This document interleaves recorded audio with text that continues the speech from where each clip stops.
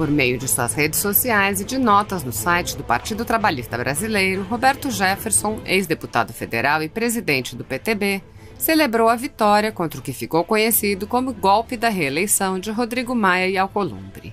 Ele anunciou que agora pretende concentrar esforços pelo impeachment de Alexandre de Moraes e Gilmar Mendes, ministros do STF. Jefferson abordou, ademais, a necessidade de uma reforma na maneira como os ministros são indicados, além da necessidade de limitar a duração dos mandatos, possibilitar o recall de ministros do STF, priorizar ministros com origem na magistratura e reduzir a idade limite para a atuação de ministros. Para o político, os ministros Alexandre de Moraes e Gilmar Mendes não têm a mínima condição moral de continuar na Suprema Corte brasileira. Ao falar sobre a vitória que obteve no STF na ADI sobre a reeleição dos presidentes das casas, afirmou: "Vencemos, a tese do PTB foi vencedora. O PTB ganhou de 6-5 no STF. Acabou a farra da reeleição na Câmara e no Senado. Deus seja louvado, vitória do povo do Brasil. Obrigado, pai. A primeira batalha foi ganha. Vamos para as próximas." Ele acrescentou: "Já é hora de fazer andar os pedidos de impeachment de Gilmar Mendes e Alexandre de Moraes. Esses senhores não têm a mínima condição moral de continuar na Suprema Corte brasileira. Nossa esperança está nas mãos do futuro presidente do Senado." Roberto Jefferson fez ainda uma análise da atuação do atual presidente do Senado, Davi Alcolumbre, e comemorou a impossibilidade de sua reeleição. Jefferson disse: "Show, Baturé. O que Alcolumbre fez de importante desde que assumiu a presidência do Senado? Só o que ele fez foi impedir o avanço dos pedidos de impeachment de ministros do STF. Isso vale que a Constituição seja rasgada em benefício dele? Só na cabeça de quem tem medo do impeachment." Jefferson ironizou as constantes ausências do presidente do Senado, Davi Alcolumbre. Cadê o Batoré que não fala nada sobre o resultado do STF?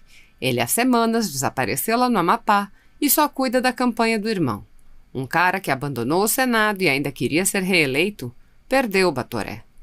Ele explicou: "Nossa ação foi para proibir a reeleição de Maia e de Alcolumbre e o STF, por 6-5, concordou com o PTB e impediu que o Batoré e o Botafogo queiram se reeleger por cima da Constituição.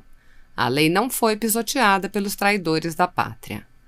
Roberto Jefferson ironizou a velha imprensa que tinha garantido que haveria aprovação da reeleição de Maia e Alcolumbre. A velha imprensa dava como certo que o STF iria permitir a reeleição de Maia e Alcolumbre. Acredito que eles devem ter visto alguma pesquisa do Ibope ou do Datafolha. Neste contexto, ele fez críticas severas a Cássio Nunes Marques, novo ministro do STF. Mateus 6,24. "Ninguém pode servir a dois senhores, pois odiará um e amará outro. Vocês não podem servir a Deus e ao dinheiro." Começou muito mal o ministro Cássio Nunes Marques. É o mesmo que dizer "sou comunista cristão." Agora Rodrigo Maia e Alcolumbre vão dizer que jamais quiseram se reeleger, que isso é mentira, etc. Querem sair dessa como se não tivessem sido derrotados, mas todo mundo sabe que passaram o ano inteiro de 2020 articulando suas reeleições. Pelo visto, o novo ministro do STF, Cássio Nunes, já entrou para o grupo do Gilmar. Logo, logo, então, vai estar votando pela suspeição de Moro e o cancelamento da condenação de Lula. Cássio escolheu o pior padrinho possível. O presidente de partido fez ainda um prognóstico a respeito das iminentes eleições para a presidência das casas legislativas. "Não acredito que Renan Calheiros surja como nome forte para assumir o Senado em 2021. Ele não conta com apoio no MDB. O partido, que tem a maior bancada, já tem 2 candidatos potenciais, Eduardo Braga e Eduardo Gomes. Tasso Gereissati corre por fora. Renan é nome riscado. Além dos próprios Rodrigo Maia e Alcolumbre, o grande derrotado com a vitória da tese anti-reeleição do PTB no STF é o DEM. O partido ganhou as 2 casas do Congresso em 2019 e agora ficará sem o comando de nenhuma. Quem muito quer, nada tem." Dessa forma, ele fez uma explanação a respeito dos motivos da ação. "Muitos me criticaram e ao PTB, dizendo que apresentamos a ação para favorecer Alcolumbre. Por que eu iria querer favorecer um cara que impede que avancem todos os pedidos de impeachment de ministros do STF? Eu critico Alcolumbre há tempos. Nossa ação foi para derrotar a gula dele. Por que o PTB entrou com a ação? porque vimos que Maia e Alcolumbre iriam apresentar, no começo de fevereiro, pareceres vagabundos das consultorias jurídicas da Câmara e do Senado que dariam respaldo para suas reeleições. E só depois o assunto seria judicializado. O golpe. Ele manifestou a esperança de que, em breve, os pedidos de impeachment de ministros do STF caminhem sem barreiras no Senado Federal. Grande dia. Derrotamos Gilmar, Alexandre de Moraes, Toffoli, Lewandowski e Cássio, que começou mal no STF. Derrotamos Maia e Alcolumbre. Quem sabe agora os pedidos de impeachment no Senado, enfim, comecem a andar. O PTB apresentou essa ação no STF por entender que Alcolumbre e Maia aprontariam algum tipo de golpe no dia da eleição da mesa do Senado e da Câmara. Viriam com pareceres fajutos e venceriam, e só depois a questão seria judicializada com eles na presidência. O PTB enterrou o golpe. Roberto Jefferson mencionou as manifestações pelo voto impresso. Ele disse: Brasília assistiu a uma bonita manifestação popular em prol da implantação do voto impresso. Os ministros supremos, que estão rasgando a Constituição, dirão que foi um ato antidemocrático. E o pior é que a imprensa também. Afinal, só é certo que pode favorecer a esquerda. Jefferson prosseguiu com críticas à velha imprensa. Em Cuba, um grupo de artistas protestou contra o governo que descumpriu sua promessa de se reunir com os representantes da classe que pediam mais liberdade de expressão. A ditadura disse que não conversará com inimigos da revolução. Silêncio entre os artistas brasileiros. A imprensa vermelha brasileira é muito curiosa. Batem em Bolsonaro 24 horas por dia, chamam ele de ditador, chamam de genocida e o escambau.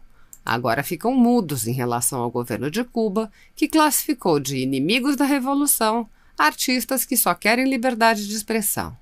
Cadê os artistas brasileiros para se solidarizarem com os artistas cubanos, chamados de inimigos pela ditadura, apenas porque querem maior liberdade de expressão? Cadê os políticos lacradores de esquerda? Cadê os jornalistas vermelhinhos? Todos passando pano para os ditadores. No ensejo, ele comentou algumas de suas proposições. Apresentaram projetos no Congresso para implantar o recall do presidente da República. Será que não dá para aprovarem um projeto com o recall dos ministros do STF? Pensem o que daria se a população votasse o recall de um Gilmar Mendes, por exemplo. Essa história do ministro do STF se aposentar apenas aos 75 anos foi um erro grave do Congresso. Tinha que retornar para 70 anos a bengala e limitarem no máximo 10 anos o mandato deles. Uma indicação errada e o país leva décadas pagando o preço da má escolha. O julgamento da ação do PTB para impedir a reeleição na Câmara e no Senado só deixa ainda mais patente que o Brasil precisa de um novo Supremo, com ministros que vêm da toga, comprometidos com a lei e a justiça, e não com os lobbies que os conduziram ao cargo. O político abordou também a vitória de Luciano Hang, dono das lojas Havan, contra a Folha de São Paulo. A Folha de São Paulo e a repórter Patrícia Campos Melo foram condenados em primeira instância a pagar indenização de R$100 mil para Luciano Hang, o velho da Havan, pela publicação de reportagem que liga o empresário a disparos em massa de mensagens contrárias ao PT nas eleições de 2018. Toma, Folha! Todo mundo sabe que a Folha de São Paulo tentou influenciar a eleição em 2018 contra Bolsonaro, publicando aquela matéria sobre disparos em massa que até hoje não foram provados. O TSE jamais conseguiu atestar a veracidade da informação. Os 100 mil de indenização a Hang são mais que merecidos.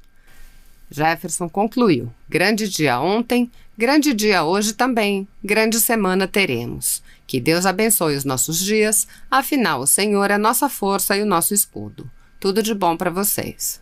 Com muito respeito eu venho aqui, após essa fala corajosa do senador Lazier Martins, manifestar meu apoio à sua questão de ordem e também relembrar um procedimento que foi celebrado por todo o país naquela eleição que o senhor foi eleito presidente do Senado no início de fevereiro de 2019, onde nós estávamos estreando aqui, muitos de nós, e o voto aberto foi um instrumento de transparência que foi decisivo, inclusive, na eleição do senhor.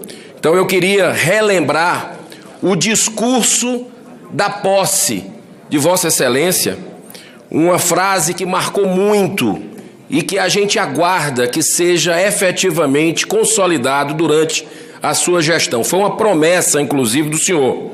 O senhor disse aqui: manifesto desde já que no que depender de minha condução, essa será a derradeira sessão do segredismo, entre aspas, do conforto enganoso do voto secreto. Só com a transparência em todas as nossas práticas, o Senado reconquistará seu prestígio e revelará a sua estatura no conjunto de poderes. Não devemos temer a crítica das ruas. Devemos ouvi-la com atenção e recolhê-la com acato e humildade. Essas críticas das ruas, no meu modo de entender, respeitando os colegas que pensam diferente, não estão sendo ouvidas nessa legislatura.